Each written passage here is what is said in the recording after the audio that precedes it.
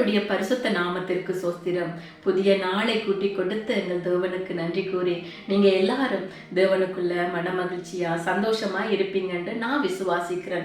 ஆண்டவராகிய கர்த்தர் இன்றைக்கு ஒரு வேத வார்த்தையினூடாக உங்களிடம் பேச சொல்லுகிறார். சங்கீதம் 56ஆம் அதிகாரம் 8ஆம் வசனம்.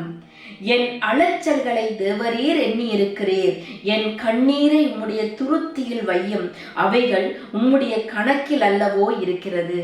என் அன்பான சகோதர சகோதரிகளே, தேவனாகிய கர்த்தர் உங்கள்கிட்ட சொல்லுறாரு, உங்களோட அலைச்சல்களை அவர் அறிந்திருக்கிறாராம், உங்களுடைய கண்ணீர் அவருடைய கணக்கில் இருக்கிறதாம். தேவனுடைய சமூகத்தில் நீங்க அழுது புலம்பி ஜெபிக்கிறத ஆண்டவர் அறிந்திருக்கிறார்.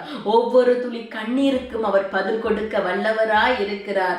அப்ப உங்களோட வேதனைகளை துன்பங்களை தேவனுடைய சமூகத்தில் நீங்கள் கண்ணீரோடு கொடுத்து விடுங்கள். தேவனுக்குள்ள மன மகிழ்ச்சியா சந்தோஷமா இருங்க.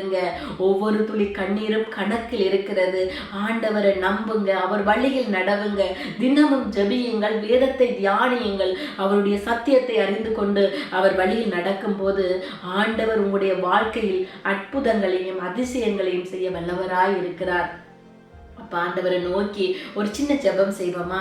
அன்பான தகப்பனே, இந்த வீடியோவை பார்த்து கொண்டிருக்கிற பிள்ளைகள் ஆண்டவரே, எவைகளை எல்லாம் உம்மிடத்தில் கொடுத்தார்களோ அவர்களுடைய கண்ணீரை நீர் கணக்கில் வைத்திருக்கிற தேவன் ஆண்டவரே, அவர்களுடைய தேவைகளை சந்திக்கிற தேவன் நீர் ஆண்டவரே. அப்பா, ஆசீர்வதிங்க, பாதுகாத்து கொள்ளுங்க, உம்மை அறிய உம்முடைய வழியில் வர உதவி செய்யுங்க.